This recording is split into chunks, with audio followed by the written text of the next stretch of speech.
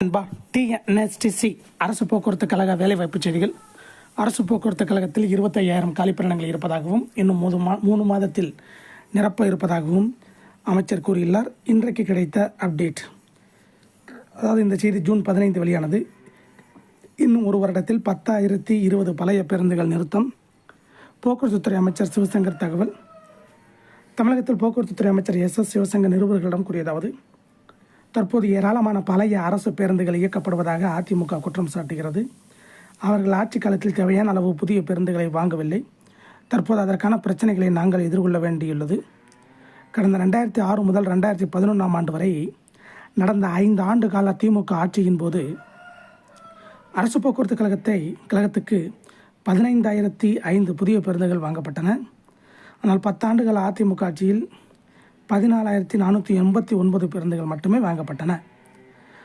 தற்போதைய திமுக ஆட்சியில் 7,682 புதிய பேருந்துகள் வாங்குவதற்கு நிதி ஒதுக்கப்பட்டுள்ளது. இதில் 832 பேருந்துகள் வாங்கப்பட்டு இயக்கப்பட்டு வருகின்றன. மேலும் இயக்குவதற்கு தகுதியான 1,500 பழைய பேருந்துகள் புதுப்பிக்கப்பட உள்ளன. மேலும் புதுப்பிக்கப்பட்ட 860 பழைய பேருந்துகள் மீண்டும் இயக்கப்பட்டு வருகின்றன.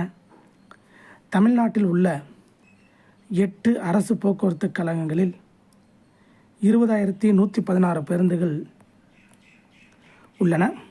அவற்றில் 10,020 பழைய பேருந்துகள் என கண்டறியப்பட்டுள்ளன. அவற்றை இன்னும் ஒரு வருடத்தில் இயங்காமல் நிறுத்த நடவடிக்கை மேற்கொள்ளப்பட்டுள்ளது.